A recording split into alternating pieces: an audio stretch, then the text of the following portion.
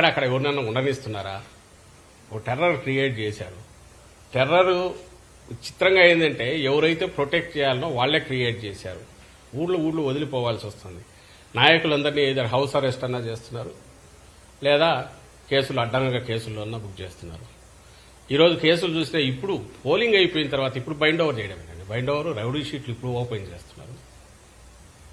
పేర్లు ఇక్కడ నుంచి ఎక్కడెక్కడ టీడీపీ ఆఫీస్ నుంచి పోతే వైఎస్ఆర్సీపీకి సంబంధించిన వాళ్ళకి చేసేస్తున్నారు. దాని గురించి అది చాలా న్యాయబద్ధంగా జరుగుతుందని చెప్పడానికి ఆ ఎల్లో మీడియా రెడీగా ఉంది. వీడు ఒక బ్యానర్ వేస్తాడు, 18 దాని మీద ఒక కేసు తయారవుతుంది, కొన్ని సెక్షన్లు పెడతారు. ఇంకో పక్క అన్యాయం జరుగుతుంది వాళ్లే రాస్తారు. మీరు ఇంతకుముందు అడిగిన దాంట్లో కార్యకర్తలను పట్టించుకుని వైఎస్ఆర్సీపీని కూడా వీళ్లే రాస్తారు. అసలు పట్టించుకోవడానికి అక్కడ ఎవడన్నా ఉండే పరిస్థితి రాకుండా అడ్డంగా వెంటబడి టెర్రర్ క్రియేట్ చేసేది వీళ్లే చేస్తారు, తమ చేతుల్లో ఉన్న అధికారులను వాడుకొని. ఈ అంతా కూడా ఈ షార్ట్ టైం. నేను మళ్ళీ చెప్తున్నా, ఈ తాత్కాలికంగా 4 రోజులే. ఈ 4 రోజుల తర్వాత మళ్ళీ ఎలాగో రిజల్ట్స్ వస్తాయి. జగన్మోహన్ రెడ్డి గారు మళ్ళీ ప్రమాణ స్వీకారం చేస్తారు. ప్రమాణ స్వీకారం చేసిన తర్వాత ఇవన్నీ రికార్డు చేసి చూసుకుంటాం ఎక్కడెక్కడ అన్యాయం జరుగుతుంది. మేము అన్యాయం ఎవరికి చేయదలుచుకునే పార్టీ కాదు.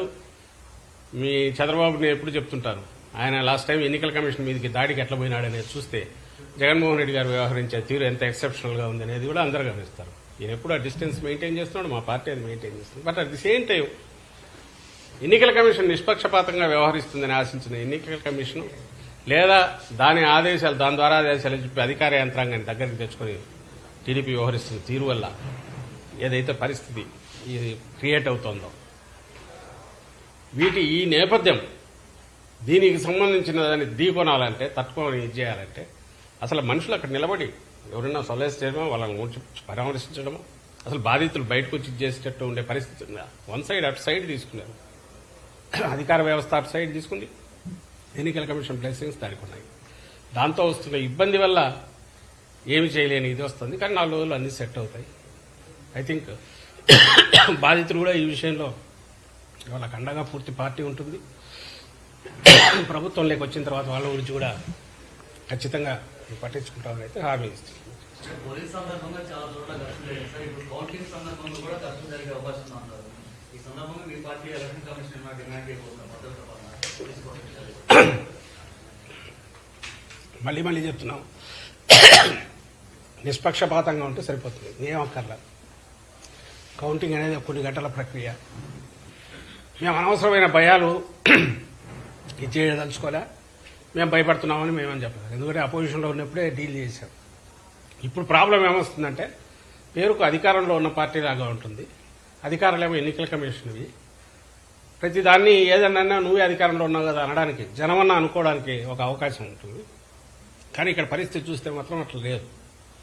అపోజిషన్లో ఉన్న దానికంటే కూడా ఇంకా అన్యాయంగా తయారైంది. కేవలం వ్యవస్థలను మేనేజ్ చేయగలిగిన లక్షణం, ఆ వ్యవస్థలను మేనేజ్ చేయడం తప్ప ఏమి తెలియని, ఒక రాజకీయంగా కానీ లేదా ప్రజలతో డీల్ చేస్తే కానీ తెలియని చంద్రబాబు నాయుడు మన కర్మగాలి ఆయన సెంటర్లో ఉన్న పార్టీతో పొత్తు పెట్టుకోవడం, ఆయన పెట్టుకుని దీనికే ఉన్నట్టుంది. అన్ని రకాల అడ్డదారుల్లో ఏమేం చేయొచ్చు, అధికారులను ఎట్లా మేనేజ్ చేయొచ్చు, వ్యవస్థలను ఎట్లా మేనేజ్ చేయొచ్చు, వాళ్ళ ద్వారా వచ్చేయచ్చు, దాంతోనే పొత్తు కూడా పెట్టుకున్నట్టున్నాడు. దానివల్ల వస్తున్న ఈ పరిస్థితి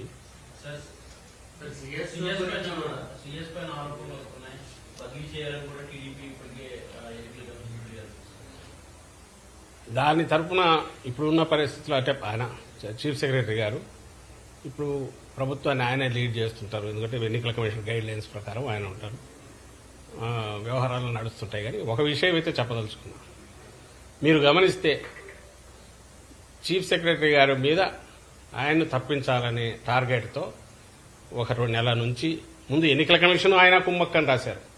పాప ఆ సీఈఓను ఈయన కలిసి ఆయన మీద అది వాళ్ళే రాస్తారు. టెర్రరైజ్ చేసి, సరైన మాట ఏంటంటే ఉగ్రవాదులు ఎట్లా చేస్తారో అట్లా టెర్రరైజ్ చేయడం, బెదరగొట్టడం, రౌడీ చేయడం, జులుం చేయడం. ఆ దెబ్బకు భయపడి అవతల దారిలోకి రావాలి.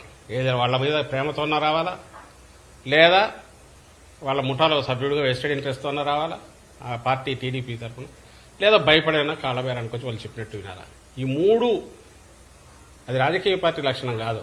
ఈ మూడు లక్షణాలతోనే బతికే పార్టీ వ్యవస్థలను మేనేజ్ చేయడం, వెస్టర్న్ ఇంట్రెస్ట్ ప్రొటెక్ట్ చేయడం, వాళ్ళ వెస్టర్న్ ఇంట్రెస్ట్ ప్రొటెక్ట్ చేయడం, చేసే రకంగా చూడడం, దారిలోకి రాని వాళ్ళని మీడియా పవర్ యూజ్ చేసి ఈ తమకున్న గోబెల్స్ ప్రచారం ఏదో దాంతో దెబ్బ కొట్టి కాళ్ళబేరానికి తెచ్చుకోవడం. వాడు ఎంత వాడైనా సరే మోడీకే దిక్కు లేదు, ఆయన్నే రోడ్డు మీద పడేసి ఆడుకున్నాడు చంద్రబాబు నాయుడు. అంత శక్తి సంపన్నులు వాళ్ళు చంద్రబాబు నాయుడు దాంట్లో. వీటితో బతుకుతున్న పార్టీ. లేకపోతే ఈ కేసులో ఆయన తరఫున మేము మాట్లాడాల్సిన అవసరం లేదు, అది రాజకీయ పార్టీ, ఆయన డిఫెండ్ చేసుకోవచ్చు, మా పరిధి కూడా కాదు. అయితే వాట్ ఈజ్ అపియరింగ్ ఆ మీడియాలో అది గమనించండి. చీఫ్ సెక్రటరీ 800 ఎకరాలు 600 ఎకరాలు 100 ల్యాండ్ గ్రాబింగ్ అని చెప్పి ఈరోజు పేపర్లలో వస్తుంది. ఈనాడులోనూ జ్యోతి రామోజీరావు రాస్తారు, రాధాకృష్ణ రాస్తారు బ్యానర్. మరుసటి రోజు ఇంకోటి కూడా వైజాగ్లో ఒక ప్రెస్ కాన్ఫరెన్స్ పెడతాడు. ఆ సాయంత్రము 11 మళ్ళీ టీడీపీ వాళ్ళు ఎలక్షన్ కమిషన్కు మిగిలిన వాటికి పిటిషన్లు పెడతారు. ఐ థింక్ కోర్టులో కూడా వేసింటారేమో, కోర్టులో కూడా ఒకటి వేసినా వేస్తారు. అంటే 14 వేస్తే రీడర్ కానీ వ్యూవర్ కానీ చూస్తుంటే ఒకేసారి అన్ని వైపుల నుంచి కమ్ముకొని అటాక్ చూశాక ఏమో నిజం ఉండకపోతుందా అని అనుకుంటారు. ఈరోజు క్యారెక్టర్ అసాసినేషన్ అయిపోయి ఈజ్ ఇట్ పాసిబుల్ 400 ఎకరాలు 500 ఎకరాలు ఒక అడ్డంగా తీసుకోవడము 10 రోజుల్లోనూ 100 రోజుల్లో సాధ్యమా? ల్యాండ్ టైటిలింగ్ యాక్ట్ పేరు మీద ముఖ్యమంత్రి మీ లక్షల ఎకరాలే స్వాధీనం చేసుకుంటాడన్న అలాంటి వాళ్లకు ఇది ఒక పెద్ద లెక్కలేక కదా, వాళ్ళు ఆరోపణలు అట్లాంటివి చేయొచ్చు, వైల్డ్ ఆరోపణలు. కానీ అది సాధ్యమా? ఒకటి. రెండవది, ఒకవేళ అదేదైనా ఆరోపణ ఉంటే దానికి ఇప్పుడు చీఫ్ సెక్రటరీ ఎన్నికల సమయంలో ఉండకూడదు అనడానికి ఏం సంబంధమో ఎవరికి అర్థం కాదు. వీళ్ళ డిమాండ్ అది ఉంది కాబట్టి ఈ కౌంటింగ్ మీద